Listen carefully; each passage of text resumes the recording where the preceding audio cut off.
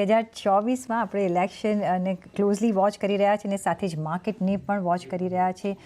કઈ રીતના તમે જોઈ રહ્યા છો? જે અત્યારના આપણે જોઈ રહ્યા છીએ, ઓફકોર્સ થોડું માર્કેટ નર્વસ છે, પણ કઈ રીતના તમે જોશો? સો આપણે માર્કેટે જે એક્ઝિટ પોલ્સમાંથી જે ધાર્યું હતું એનાથી ઘણું અત્યારે રિઝલ્ટ્સના જે રુઝાન દેખાય છે એ ક્લિયરલી એમ દેખાઈ રહ્યા છે કે એનડીએને 300ની આસપાસ સીટ આવશે. મહત્વનું એ છે કે બીજેપી બાય ઇટસેલ્ફ કેટલી સીટ લાવે છે. 272ની ઉપર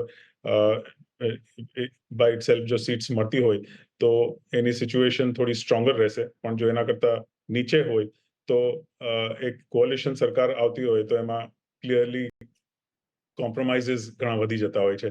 એટલે જે બજારે ધાર્યું હતું કે જે સ્ટેબિલિટી ઓફ ગવર્મેન્ટ રહેશે, એ કદાચ અત્યારે જે રીતે રુઝાન આવી રહ્યા છે એ પ્રમાણે લાગે છે કે કદાચ એ સ્ટેબિલિટી જેટલી પહેલા ધાર્યું હતું એટલી નહીં રહે, અને એ જ કારણે આપણે જોઈ રહ્યા છીએ કે માર્કેટ્સમાં ક્લિયરિંગ ઘણું પેનિક જેવું છે, નર્વસનેસ લાગે છે.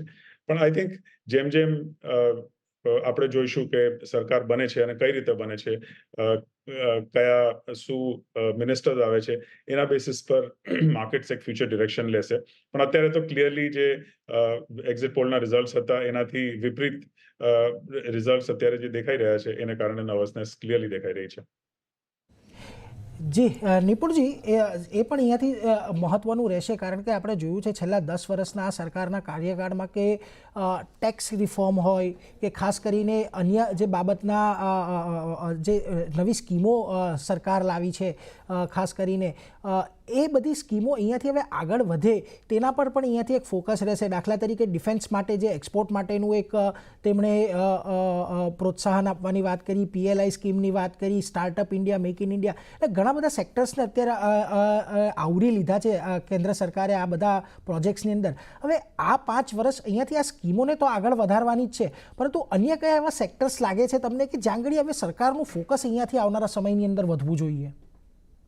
સો અત્યારે જે આપણે પાછલા 5 વર્ષમાં જોયું કે પાછલા 10 વર્ષમાં જોયું, પહેલા 5 વર્ષમાં સરકારે સ્ટેબિલિટી લાવવાની અને જે પણ બ્રોડલી સ્કેમ્સ કહો કે જે ઇશ્યુઝ હતા એ બધા રિઝોલ્વ કર્યા. એના પછીના 5 વર્ષમાં ઘણું સ્પેન્ડિંગ ઇન્ફ્રાસ્ટ્રક્ચર પર અને પોલિસી રિફોર્મ્સ પર ઘણું આવ્યું.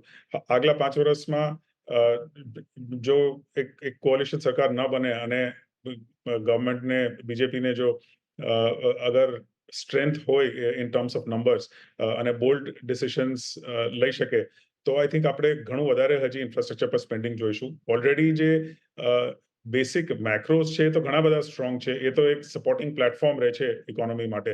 જીડીપી નંબર્સ જોઈએ કે જીએસટી કલેક્શન નંબર્સ જોઈએ, ક્લિયરલી જે રેટિંગ એજન્સીઝ છે એ લોકોએ પણ એક થમ્સ અપ આપેલું છે અને એક રેટિંગ પર અપગ્રેડ ઇન્ડિયાને મળ્યું છે. એટલે જે એક બેસિક પ્લેટફોર્મ રહેવું જોઈએ એ તો ક્લિયરલી આપણે ઇકોનોમીમાં કે માર્કેટ્સમાં જોઈ રહ્યા છીએ.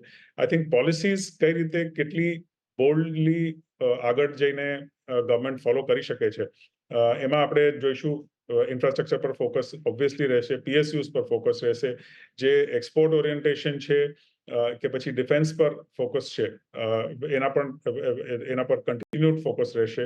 અને એને કારણે એક એલાઇડ બેનિફિટ્સ ઘણા મળતા હોય છે. અત્યારે જોઈએ તો ડિફેન્સ પર ઘણો વધારે સ્પેન્ડિંગ, અગર 5 કે 10 વર્ષ પહેલા જોઈએ કે 20 વર્ષ પહેલા જોઈએ તો ડિફેન્સ પર as a percentage of the overall budget defence પર ઘણું વધારે સ્પેન્ડિંગ હતું. જો આપણે ડિફેન્સમાં આત્મનિર્ભર થઈ જતા હોઈએ કે પછી ઇન્ટરનલ ડિફેન્સ મેન્યુફેક્ચરિંગ ઘણું વધી જતું હોય તો એક ડિફેન્સ પર સ્પેન્ડિંગ ઘટે છે, એક્સપોર્ટ્સ એના તરફ ઘણા વધી શકે છે. એટલે નોટ જસ્ટ એક સેક્ટરમાં બેનિફિટ મળે છે, પણ ઓવરઓલ ઇકોનોમીને બેનિફિટ મળે છે, ફિસ્કલ ઇમ્પ્રૂવ થાય છે.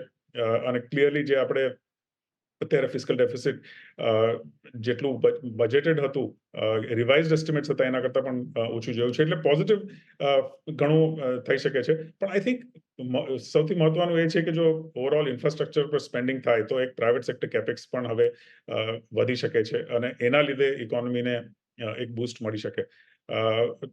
આઈ થિંક જેમ જેમ ઇલેક્શનનું રિઝલ્ટ્સનું ઇવેન્ટ પતી જશે અને ગવર્મેન્ટ બનશે, એના પછી ફોકસ ક્લિયરલી ઓફકોર્સ આગલા 2 થી 3 દિવસમાં આરબીઆઈના ની મીટિંગ છે એમાં શું ઇન્ડિકેશન્સ છે ઇન્ફ્લેશનના, ઇન્ટરેસ્ટ રેટ્સના, અને એના પછી ક્લિયરલી બજેટ કઈ રીતે આવે છે, ગવર્મેન્ટ કઈ રીતે બને છે, મિનિસ્ટ્રીઝ માં સ્ટેબિલિટી છે, કન્સિસ્ટન્સી છે કે નહીં. આઈ થિંક એ બધા ઘણા મહત્વના પોઈન્ટ રહેશે.